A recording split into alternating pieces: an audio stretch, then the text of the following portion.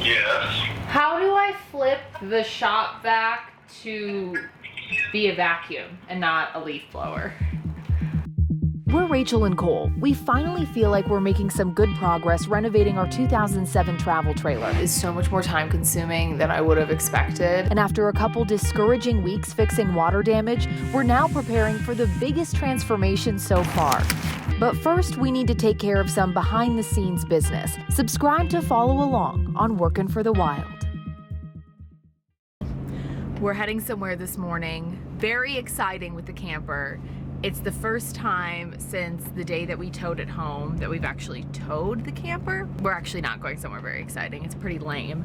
It's not like a fun adventure, but it is some place that is part of the process of purchasing a used travel trailer, RV, really any vehicle out of state from a private seller.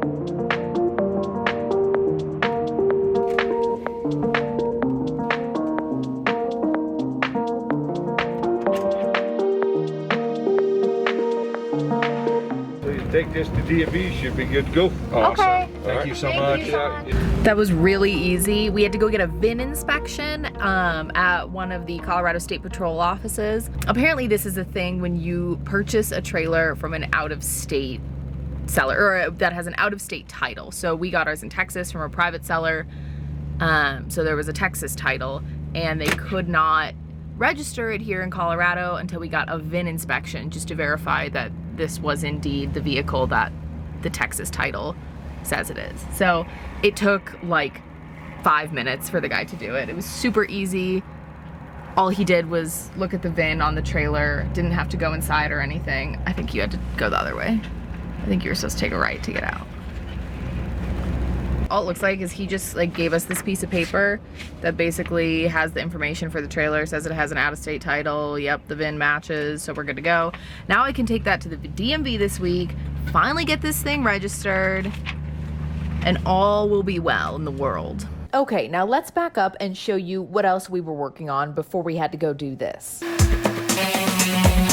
We're trying to get the entire camper ready for paint, so that means a lot of sanding, a lot of washing, and next will be a lot of sealing. So let's jump back into that. Look at that. Gross. This process of cleaning all of the walls and surfaces is so much more time consuming than I would have expected. Number one, you don't realize how dirty everything is, and we never like gave this a one-over cleaning when we first got it, which we probably should have, but it's super gross. And I still have so much more to do. So if you're wondering, Rachel, why are you spending so much time cleaning the walls? It's not that big of a deal. Apparently that's not true. RV walls are gross, and if you don't do a good cleaning, yeah, all of that will be still on the walls once you try to paint them.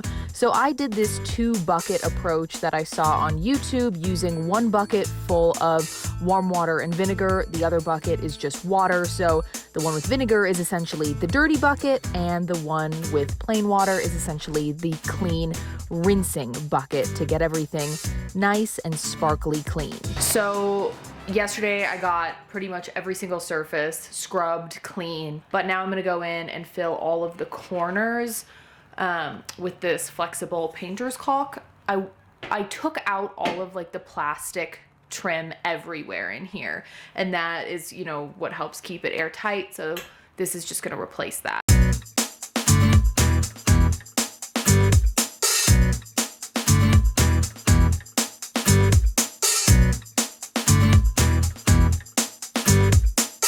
Cole's been working on the Dinette like off and on for the past couple of weeks. We're totally rebuilding it. We're gonna pull it into the camper real quick just to make sure everything fits properly.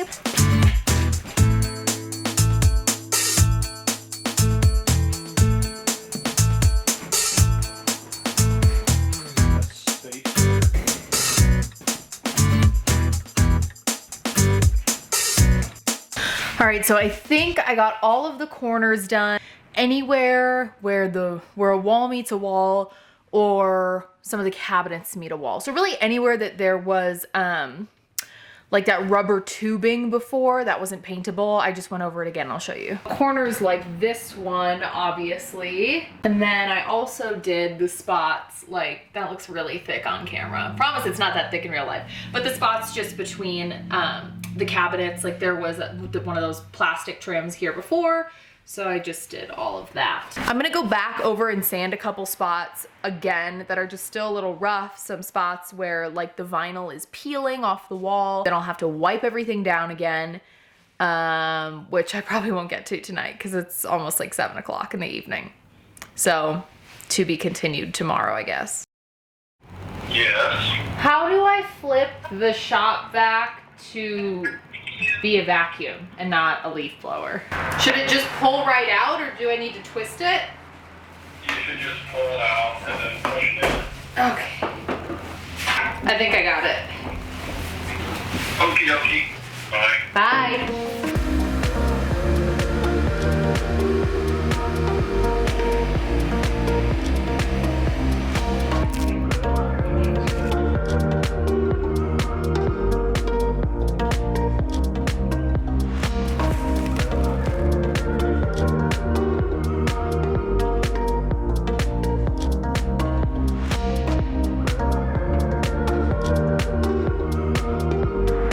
Looking very plastic and green. We got most of the taping done. Still have a couple things that we need to do like in the bathroom, but this is a majority of the prepping process for painting. I think after everything's taped, we should be ready to start priming. So that'll be in the next video. Heck yeah. Woohoo!